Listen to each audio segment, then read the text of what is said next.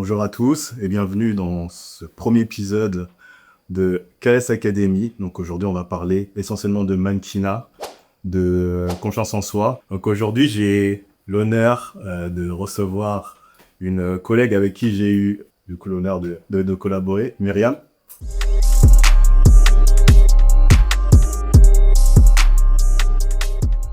Comment tu vas?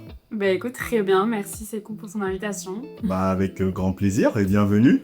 Donc Yes. là, on va commencer directement dans le vif du sujet. Je vais te laisser te présenter dans un premier temps et ensuite on va pouvoir découler là-dessus. L'idée, c'est vraiment de parler de ton parcours et dans l'éventualité, donner des conseils pour nos futurs talents de demain.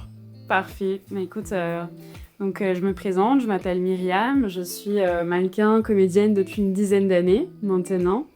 Mon parcours a été assez atypique, je pense que j'aurai l'occasion d'en dire un peu plus dans la suite du podcast. Pour ce qui concerne notre rencontre, on a directement travaillé ensemble, on se connaissait des réseaux sociaux. C'est vrai que c'est important de travailler les réseaux sociaux et puis je suis ravie d'être ici aujourd'hui pour répondre à tes questions et puis présenter mon parcours et éventuellement donner des conseils à ceux qui souhaiteraient se lancer. Également, je suis ravi de te recevoir. C'est vrai que, comme tu disais, on a eu l'occasion de partager une journée de shooting en tant que faux marié. C'est ça. Donc, ça a été très agréable de pouvoir shooter avec toi.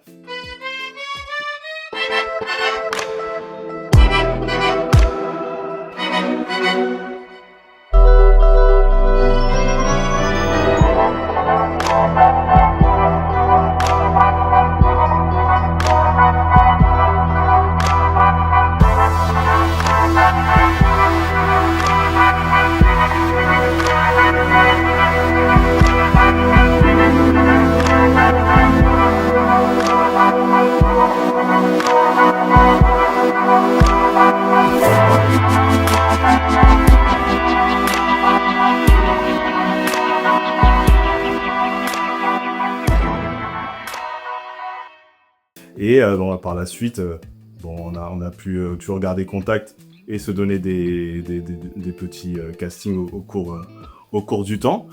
Justement, aujourd'hui, tu es là pour partager aussi ton ressenti et comment aussi tu as pu débuter ta carrière. Je vais tout simplement savoir du coup comment du coup le mannequinat est venu à l'idée aujourd'hui.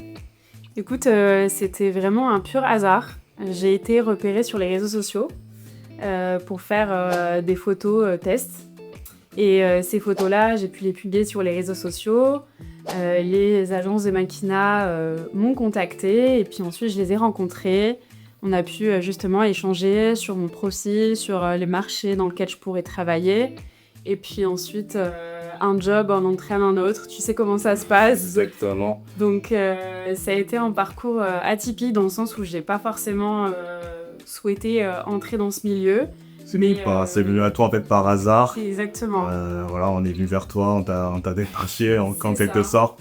Et à partir de là, je suppose que quand t'as vu les photos, tu t'es dit, ah ouais, quand même canon. On va dire que ça a déclenché quelque chose en moi et puis j'ai voulu m'y intéresser, approfondir le sujet.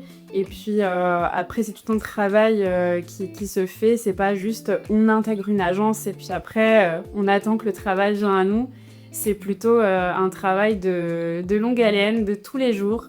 Et on aura l'occasion d'en discuter. C'est ça. Justement, tu disais que ça faisait justement 10 ans que t'as débuté ta carrière. C'est ça. Alors, je suppose que ça n'a pas dû être facile. Donc, comme tu disais, t'étais pas réellement destiné forcément à la photo. Donc, par la suite, voilà, tu viens de signer en agence de mannequinat. Est-ce que tu te dis, bon, automatiquement, c'est ça que je veux faire, ou à côté, tu t'es dit, bon, je vais d'abord faire, je sais pas, peut-être que tu étais encore en études, ou etc., où tu travaillais. Je vais faire du mannequinat juste une passion secondaire. Écoute, c'est une bonne question. Effectivement, j'étais étudiante au moment où ça a commencé. Donc, j'ai voulu poursuivre mes études, pour être tout à fait transparente avec toi, parce que j'étais bien lancée et je me suis dit que ça serait toujours important et un bagage solide pour la vie d'aujourd'hui. Je pense que c'était un bon choix avec du recul. Suite à l'obtention de mon master, du coup, en droit des affaires, j'ai continué en fait dans le mannequinat et parallèlement à ça, j'ai ouvert ma société en marketing digital, donc en accompagnement, stratégie social media pour différentes marques plutôt axées luxe. Et j'ai continué le mannequinat pour la simple et bonne raison que ça me plaisait toujours autant et que j'avais encore des opportunités dans ce milieu. Donc à présent, je fais toujours les deux. Et c'est quelque chose vraiment qui me plaît, de pouvoir avoir une activité qui soit double.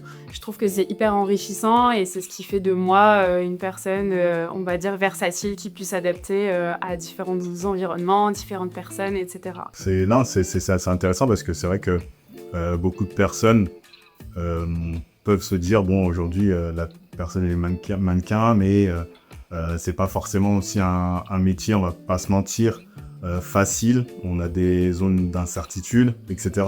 Donc justement, pour toi, quel a été en fait ton plus gros défi, savoir que est-ce que j'allie les deux, mannequin et du coup marketing digital, ou est-ce que du coup on m'a dit, je vais d'abord lancer mon travail au niveau de marketing digital et derrière, si jamais le mannequinat ça marche pas, tant pis, moi j'ai mon job. Pour toi, c'était quoi en fait le plus gros défi à ce niveau-là? Disons que le plus gros défi, ça n'a pas forcément été de faire les deux en parallèle, parce que je dirais que c'est plutôt une question d'organisation. Il faut beaucoup d'organisation pour avoir un double métier, surtout dans ces métiers-là. À la fois dans le mannequinat, parce qu'on a beaucoup de demandes de dernière minute, des castings à réaliser ou des castings où on doit se rendre quand c'est des castings physiques. Également rencontrer des nouvelles agences, faire des nouvelles photos tests pour alimenter notre book, parce qu'on évolue constamment et qu'on a besoin de se renouveler. Donc je pense que c'est pas le plus gros défi que j'ai eu. Le plus gros défi, ça a vraiment été au début, quand je me suis lancée, qu'on m'a ouvert cette opportunité. Ça a été vraiment de bien m'entourer des bonnes personnes, faire confiance à des photographes qui ont pu mettre en valeur mon profil. Parce que au début, on peut s'éparpiller, vouloir faire des photos avec de nombreux photographes. Mais le plus important, c'est d'avoir des photos qui sont percutantes, qui puissent séduire un petit peu les clients et qu'ils arrivent à se projeter dans notre profil. Donc ça a été vraiment ça le plus gros défi. Et je pense que ça l'est toujours finalement. Parce que même quand on évolue dans ce milieu, il y a toujours des nouvelles tendances, il faut constamment être à la page, à l'affût, et c'est aussi très très stimulant. Ouais, je suis totalement d'accord avec toi. C'est vrai que dans ce milieu-là, il faut toujours être actif, pas toujours baisser les pieds, parce que forcément, si t'es pas actif, le travail ne vient pas. Toi, à ce niveau-là, justement, est-ce que tu as eu justement des échecs et que tu te dis maintenant, si j'avais su à l'époque tout ça, est-ce que du coup j'aurais fait autrement par rapport à tout ça? Alors, je pense que très sincèrement, l'échec fait partie de ce parcours, dans le sens où on est tous les jours confronté à des refus ou des succès, pour la simple et bonne raison qu'on passe de nombreux castings. Donc en fait, le fait d'avoir un refus, c'est limite devenu banal. En fait, on doit se focaliser sur les réussites, tout simplement, pour garder un esprit combatif, positif, et pour évoluer correctement dans ce milieu.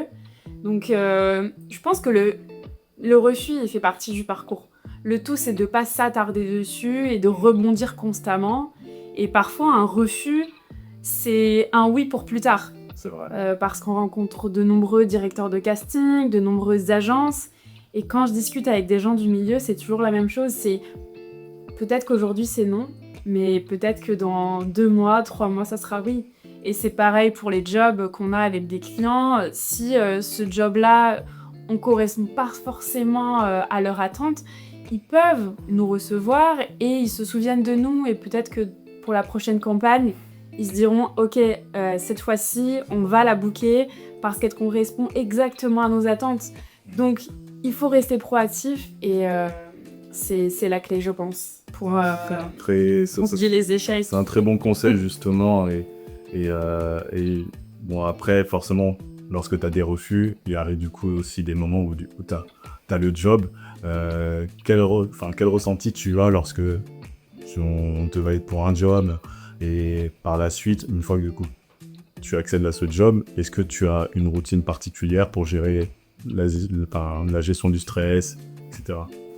Alors effectivement, c'est très important de parler de ce sujet-là parce que on a toujours l'impression pour les personnes, je pense, qui sont pas du milieu, que c'est le jour du job que tout se fait. Et en fait, j'ai l'impression, en tout cas, je sais pas ce que tu en penses, que tout se fait en amont.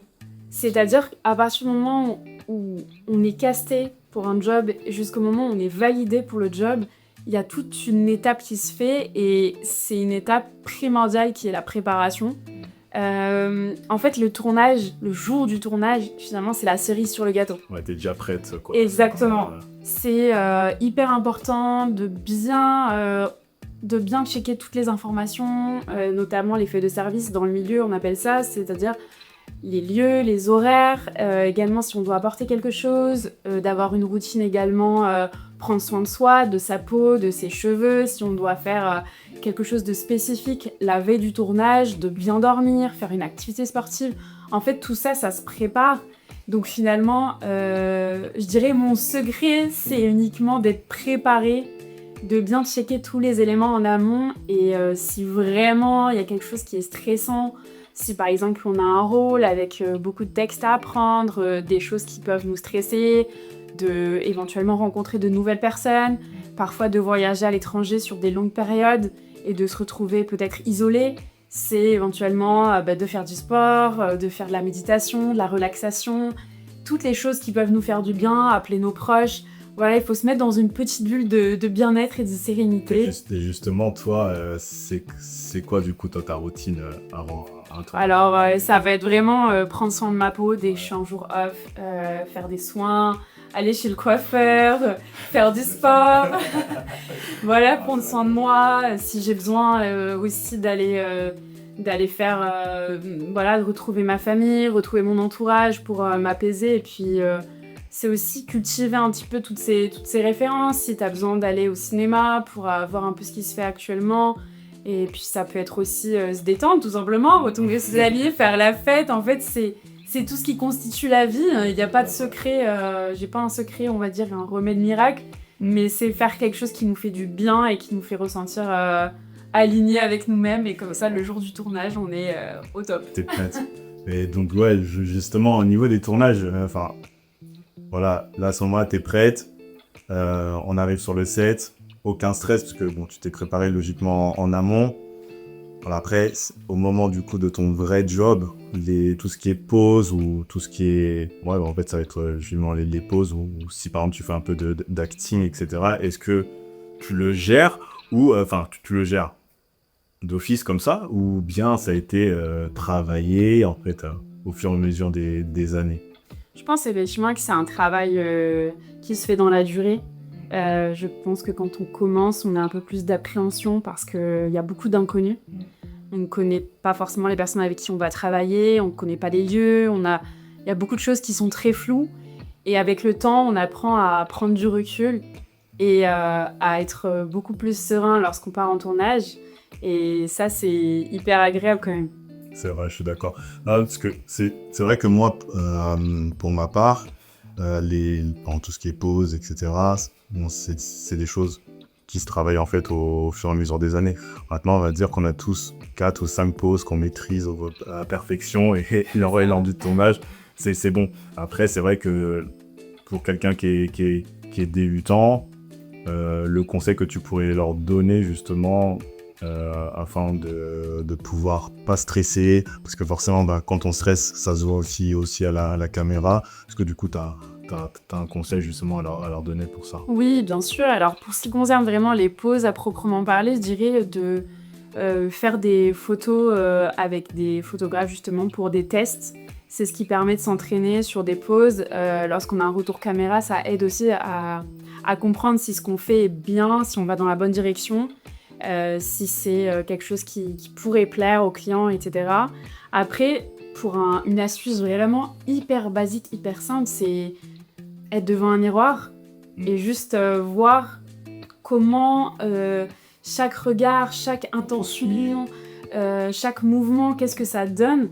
Et c'est vraiment un travail de précision et vraiment, il faut apprendre à se connaître. C'est un milieu, il faut qu'on se connaisse limite par cœur. C'est ça. Savoir sur quel type de pose on est à l'aise. C'est ça. Forcément, il y a plusieurs types de shooting. Exactement. On est plus à l'aise que d'autres. C'est ça. Exactement. Toi, justement, tu as eu un shooting favori parmi les... Alors, j'ai pas forcément de shooting favori parce que ce que j'aime, justement, c'est la diversité des shootings, le fait de pouvoir... un jour travailler sur une campagne mode, puis le beauté le lendemain, et ensuite du joaillerie, ensuite du lifestyle, c'est ça qui est très très cool et très stimulant.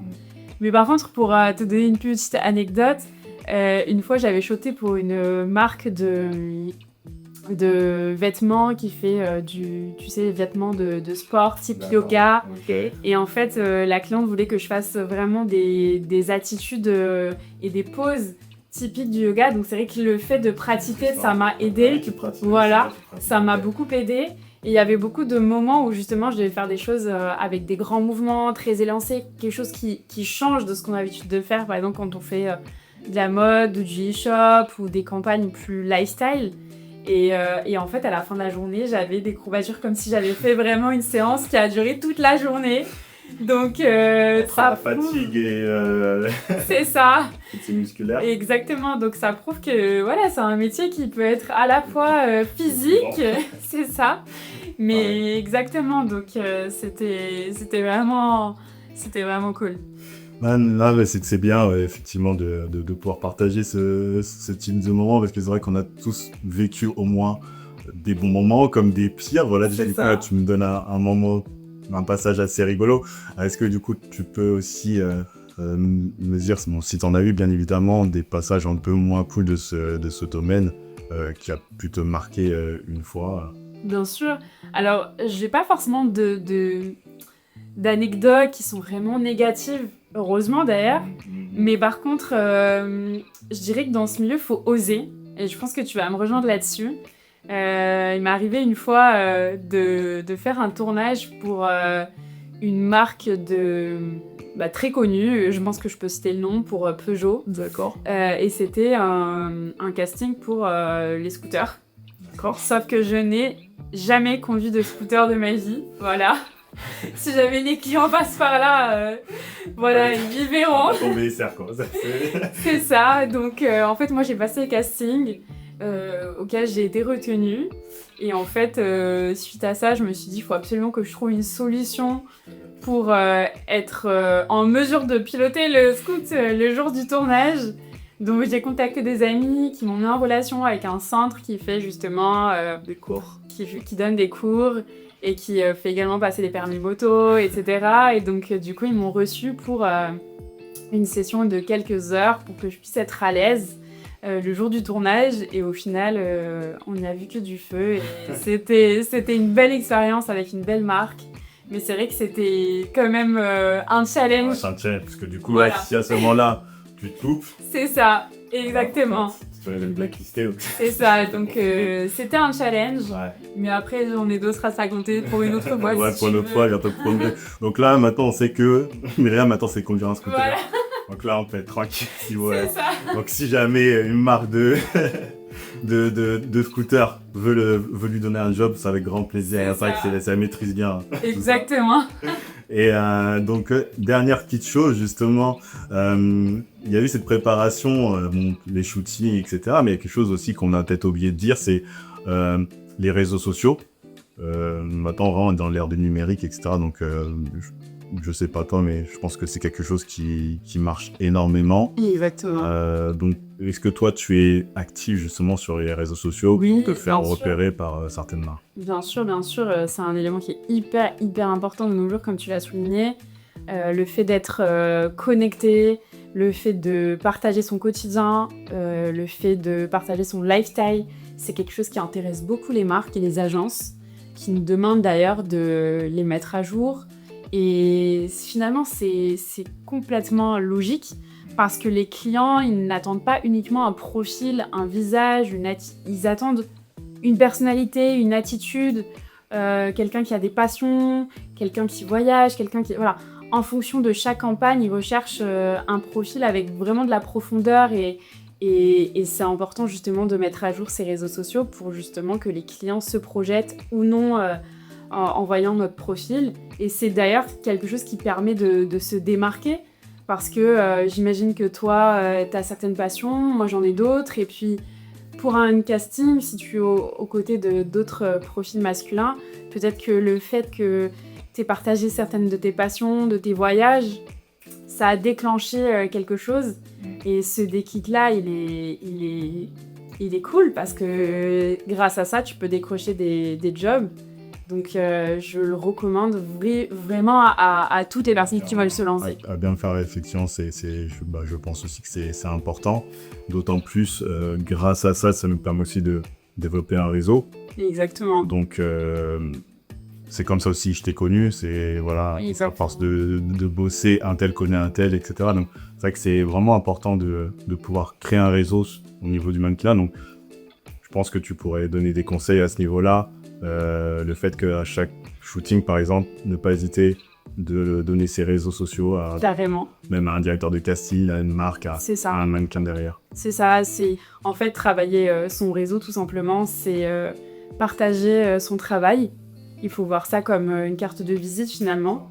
Les réseaux sociaux accompagnés de son book, éventuellement de sa bande démo et d'autres liens vers certains projets qu'on a pu faire, si on a travaillé sur un long métrage, court métrage, moyen métrage, sur une publicité.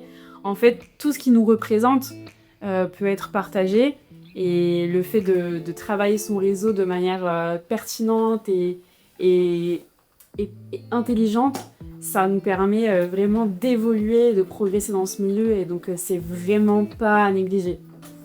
En tout cas, ça a été très enrichissant ce que tu viens de nous raconter. Une dernière chose, est-ce que tu pourrais vraiment donner vraiment un conseil surtout toi, ta vision de la chose par rapport au mannequinat, ce que tu pourrais donner comme conseil finalement pour réussir dans ce milieu et s'accrocher, parce que forcément il y a des zones d'ombre. Bien sûr. C'est des zones de lumière, parce que forcément quand tu réussis, c'est top, mais tu doutes, peut avoir des zones de doute. Est-ce que de toi-même, tu pourrais donner certains conseils? Bien sûr. Alors, je pense que le premier conseil que je peux donner, ça serait vraiment de se forger un mental vraiment solide, un mental aussi positif, persévérant, parce qu'effectivement, c'est un milieu où on peut avoir très vite la lumière sur soi, mais effectivement, des zones d'ombre, des zones plus calmes, creuses, et il faut justement cultiver cet état d'esprit pour tenir sur la durée. C'est comme un marathon. Il faut vraiment être très endurant. Ça, c'est un conseil, on va dire, plus au niveau du mindset, de ce qu'on va cultiver au fond de nous. Et après, pour ce qui concerne le travail, c'est vraiment d'être très ponctuel dans son travail, de mettre à jour ses photos, s'entourer vraiment de bonnes personnes, des bons photographes, de signer avec des agences avec qui on se sent à l'aise, avec qui on se sent en confiance, parce que c'est aussi eux qui vont nous représenter et parler de nous. Ça va être également, comme on le disait juste avant, cultiver un réseau de professionnels autour de soi qui soit qualitatif. Il y a des personnes qui vont essayer de nous approcher et qui ne seront pas forcément pertinentes. Il faut juste passer son chemin. Mais on va dire que c'est une question à la fois de mindset et aussi d'hygiène de vie, comme on l'a dit encore précédemment, c'est-à-dire faire attention à soi, prendre soin de son corps, de son image, ne pas hésiter à faire du sport, à faire des activités qui nous font du bien, à travailler aussi son œil, son esthétique, parce que ça peut être à travers des magazines, de bouquiner, d'aller au cinéma, de pouvoir aller dans des musées, ça nous donne aussi de l'inspiration, que ce soit dans des poses, dans des attitudes. Si on est plutôt dans le côté comédien, comédienne, ça va être, comme je disais, aller au cinéma, participer à des courts-métrages, c'est très formateur. Essayez justement de travailler constamment, de ne pas rester inactif. C'est vraiment le secret. être proactif. En tout cas, je te remercie pour tous tes conseils. Ça a été très sympa de pouvoir échanger avec toi, donc j'espère que ça aura pu aider certaines personnes, surtout se dire que, bon, malgré dans plusieurs éléments qui peuvent perturber aussi dans le monde du mannequinat, etc., et on a forcément des parcours, des fois atypiques, des parcours comme toi où bon, bah, tu peux allier 2 jobs, par exemple, voilà, certaines petites folies en shooting, etc. Donc donc ça a été très enrichissant en tout cas d'avoir pu partager ce moment avec toi. Écoute, merci pour ton invitation. Avec grand plaisir, merci encore à toi. Donc si cet épisode du coup vous a plu, n'hésitez pas à vous abonner pour les prochains épisodes et je vous dis à très vite. À bientôt. À bientôt.